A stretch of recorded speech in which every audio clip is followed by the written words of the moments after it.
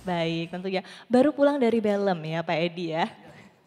Baik, mungkin nanti boleh ya diceritakan terlebih dahulu begitu ya pengalaman dari Belem. Kita ketahui juga bahwa kan sebetulnya ini sesuai ya dengan target kita untuk mencapai net zero emission di tahun 2060, masih on track, masih sesuai targetnya walaupun Amerika Serikat agak sedikit holding back begitu ya dengan pemerintahan dan juga kebijakan baru. Tapi mungkin sebelum kita memulai sesi diskusi kita, pengalaman dulu nih Pak dari Belem COP30, apa yang menjadi fokus pemerintah saat ini di pertemuan kemarin Pak Edi? Baik, terima kasih. Memang pembicaraan kita tahun ini di dalam COP30 itu agak berbeda dengan COP sebelumnya. Ketika kita bicara tentang target penurunan emisi, pencapaian NDC, apalagi kemarin kita baru saja menyampaikan second NDC kita, itu memang sudah kita komunikasikan, tetapi fokusnya tahun ini adalah lebih kepada pengembangan ekonomi karbon yang kita miliki. Dan dengan keluarnya Perpres 110 tahun 2025, kita memiliki framework yang baru. Regulasi yang baru, platform untuk pengembangan ekonomi karbon yang baru. Dan diharapkan dengan adanya Perpres 110 ini, potensi karbon yang kita miliki itu bisa kita monetize. Karena kita sudah bisa melakukan transaksi perdagangan karbon sebelum NDC tercapai.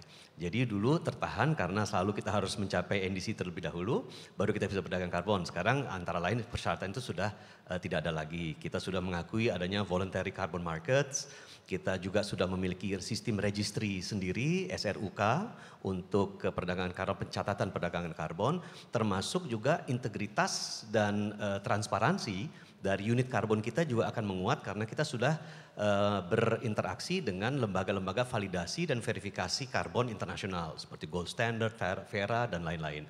Jadi aset-aset karbon kita, baik itu yang sifatnya VOLU, Forest and Land Use, termasuk juga yang technical based solution seperti yang sekarang kita lakukan pembangunan pembangkit-pembangkit energi terbarukan. Nah itu potensi-potensi yang bisa dikembangkan ke depannya dan ini yang kemarin kita perkenalkan di COP30. Oke, apakah ini termasuk juga dari sisi pengelolaan waste untuk menjadi energi juga begitu Pak, masuk ke dalam pembahasan? Ya, waste to energy ini kalau memang sudah berjalan, kita berharap akan bisa melakukan penurunan CO2 sampai dengan 100 juta ton CO2 equivalent. Nah ini potensi yang besar juga dari aspek aset karbon yang kita miliki untuk kemudian diperdagangkan.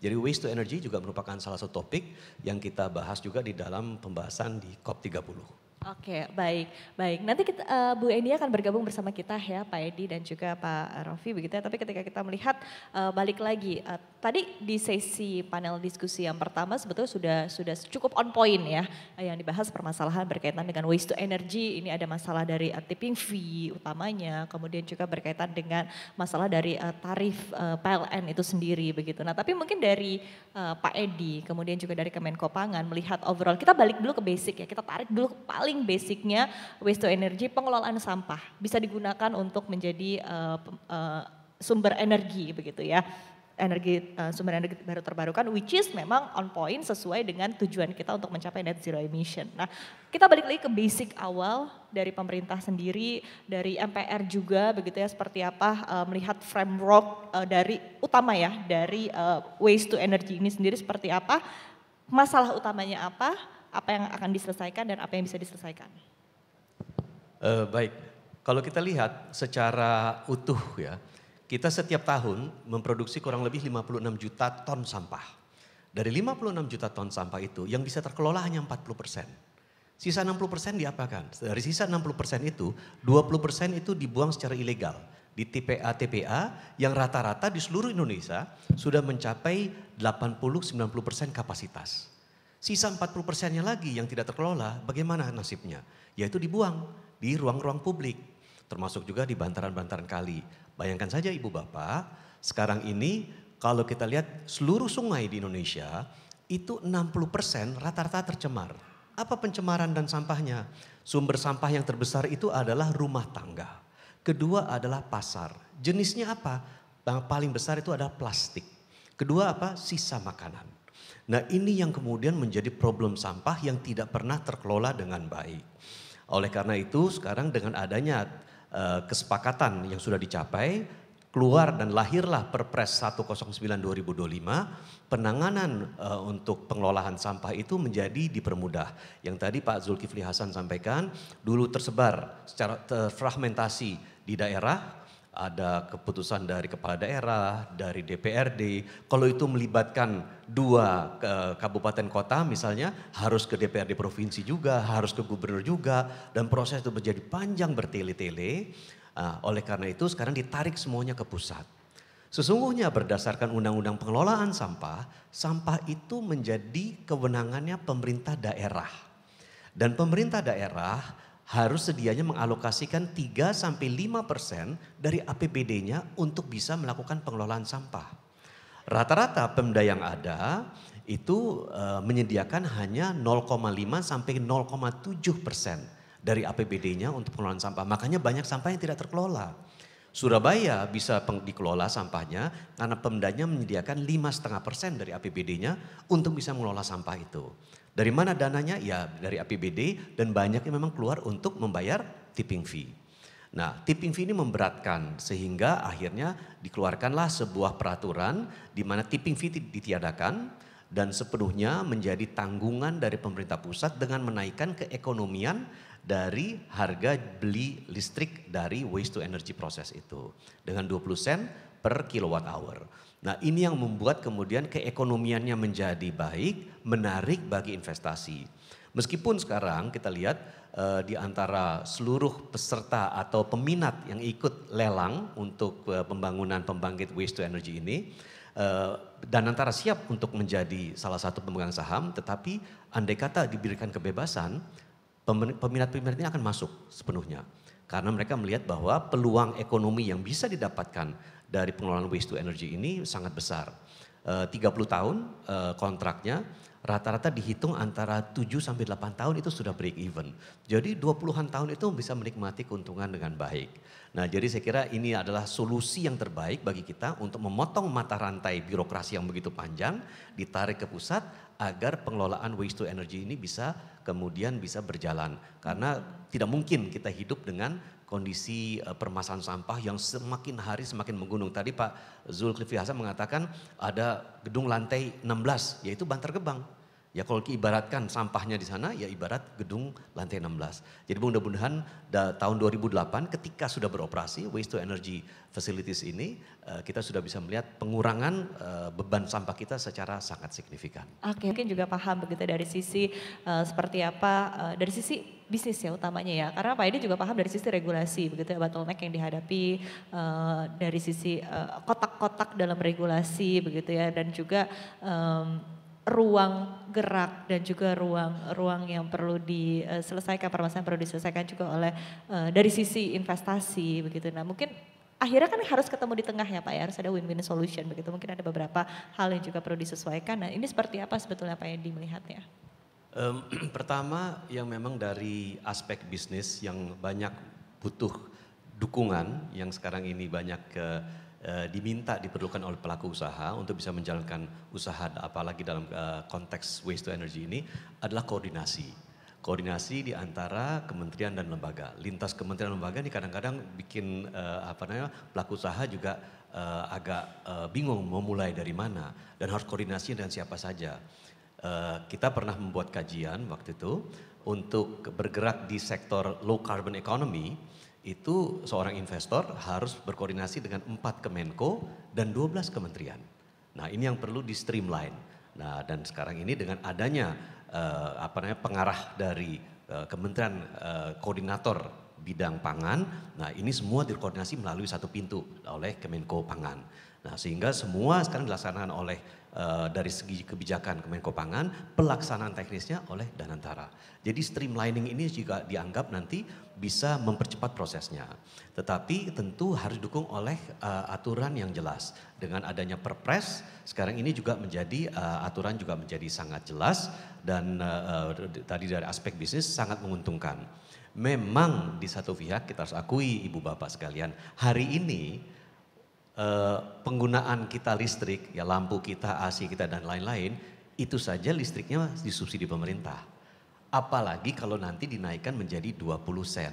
Memang di satu pihak kita lihat ada kemudahan dari pelaksanaannya karena memberikan keekonomian yang layak kepada investor, tetapi memang menjadi bagian dari beban APBN. Ya, tetapi beban APBN ini memang diperlukan. Ini namanya necessary evil gitu loh. Harus diperlukan karena apa? Kalau nggak jalan ini masalahnya.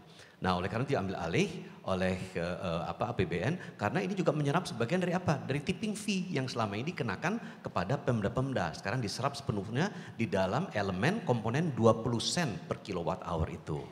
Nah, tetapi ini sudah juga menjadi kesepakatan pemerintah dengan pelaku usaha dan ini akan dijalankan dan ini yang akan memudahkannya. Tetapi on top of that, Ibu Bapak sekalian, perlu ada aturan payung yang lebih besar lagi. Dalam bentuk apa? Legislasi. Legislasi inilah yang sekarang sedang kami bicarakan, kita bahas. Saya dengan Prof. Enia ini sudah 4 tahun mungkin kita membahas undang-undang EBET itu, Prof.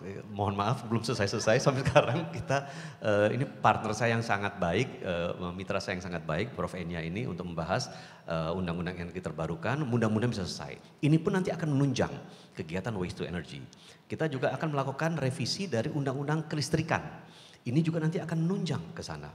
Dan terakhir kita juga akan melakukan pembahasan mengenai undang-undang baru yang saya advokasi secara personal, yaitu undang-undang pengelolaan perubahan iklim. Ini juga nanti akan menunjang ke sana. Nah, jadi ini adalah legislasi payung besarnya yang nanti juga akan menunjang kegiatan-kegiatan yang ada, khususnya di sektor di sektor kelistrikan yang juga kemudian menunjang pembangunan dari waste to energy ini. Mudah-mudahan dengan adanya regulasi sudah baik, streamlining dari koordinasi yang sudah juga semakin diperhalus dan semakin dipercepat prosesnya. Saya kira hal ini bisa kemudian mempercepat pembangunan waste to energy untuk mengeliminir permasalahan sampah yang kita miliki. Oke, baik, terima kasih Pak Edi. Baik, kita akan buka sesi tanya jawab ya agar lebih interaktif tentunya karena ada kesempatan juga narasumber luar biasa bergabung bersama kita di sini. Boleh, wow sudah banyak. Silahkan Pak Bobi dulu deh, boleh. Silahkan Bapak.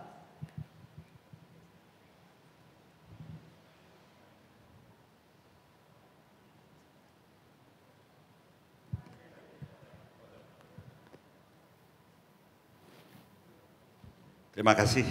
Ini ada Ibu Dirjen Profesor Enia, kolega saya lama Ibu. Jadi ini intinya tadi kita sudah bahas mengenai metodologi, teknologi dan sebagainya. Kalau saya melihat kembali adalah kepedulian kita kepada iklim. Salah satu kuncinya adalah di energi kita bisa bertransformasi secepat-cepatnya. Jadi memang program ini alhamdulillah rasanya sudah komprehensif Ibu. Saya selaku investor yang sudah lama menunggu, kami proyeknya ada 2. Satu Jakarta dan satu lagi di Tangsel. Tangsel paling siap. Pertama syarat jumlah sampah, tadi sudah koordinasi dengan Pak Rofi juga, memenuhi 1000 ton, di Tangsel 1100. Dan yang kedua lahannya sudah siap. Dan kami sudah mendapat penunjukan sebelum Perpres keluar. Hanya tadi arahan Bapak Menko, ada transformasi yang nanti akan dikoordinasikan oleh Kemenko supaya bisa mempercepat semuanya.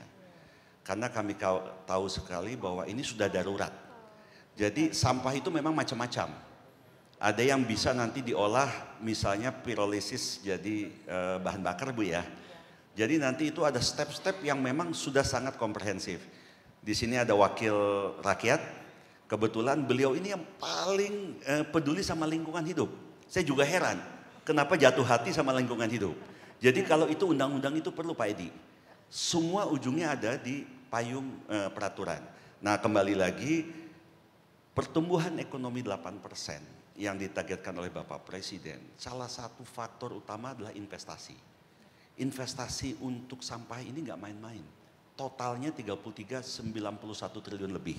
Jadi mudah-mudahan ini sekedar masukan bahwa keberhasilan ini bisa mendorong. Kenapa? Di Cina sudah ada 1.300 waste to energy. Indonesia akan mulai sekarang, rasanya 33 nggak cukup Ibu. Ya, Pak Rofi ini mungkin kalau komparasi yang apple to apple tuh 300 harus ada. Nah proses 33 ini baru 10%, mudah-mudahan ini bisa berhasil kemudian lanjut 10 tahun ke depan. Demikian dari saya, terima kasih. Oke baik, terima kasih Pak Bobi. Ada yang ingin berkomentar atau? Bu Eni ya? Sudah Mungkin cukup? sedikit ya, sedikit investasi yang tadi kita perkirakan tuh untuk memenuhi 452 megawatt dari listrik yang dihasilkan dari sampah. Ini memang membuka peluang investasi sekitar 2,7 miliar US dollar. Dan yang perlu digarisbawahi lagi, tadi saya belum menyebutkan masalah transmisi. Jadi kalau tadi pembangkit listriknya sudah disediakan misalnya mau di Tangsel atau di Jakarta tadi ya, 20 sen itu di luar transmisi. Jadi transmisi ini nanti akan ditanggung di allowable cost-nya PLN. Itu sudah kita sebutkan di pasal 20-nya Perpres. Jadi kita sudah hitung. Tadinya kalau transmisi dimasukkan bisa menjadi 23-25 sen. Nah terus kita keluarkan karena itu memang harus ditanggung oleh negara. Untuk transmisi, jadi nanti tinggal on grid di tempat KVA terdekat ya, berapa 150 KVA atau berapa di gardu terdekat, nanti transmisinya sudah disediakan, begitu. Oke baik, terima kasih Bu Eni ya. Boleh. Silakan. Terima kasih Pak Bobi.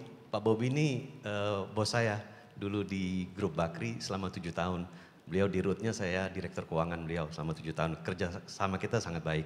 Dan sekarang beliau adalah pengusaha di bidang pengelolaan sampah menjadi energi dan banyak yang sudah dilakukan. Tapi saya jamin saya tidak punya saham di perusahaan Pak Bobi. Satu saya sampaikan Pak Bobi untuk mungkin juga menambah keekonomian dari PSL ini dan ini berlaku untuk seluruh pelaku usaha. Jangan lupa nanti karena ada aspek pengurangan karbon, emisi karbon situ, Bapak bisa mendapatkan kredit karbon. Dan ini akan menambah keekonomiannya. Jadi nilai investasi Bapak otomatis akan turun karena pembiayaannya sebagian dari kredit karbon yang bisa dihasilkan. Itu.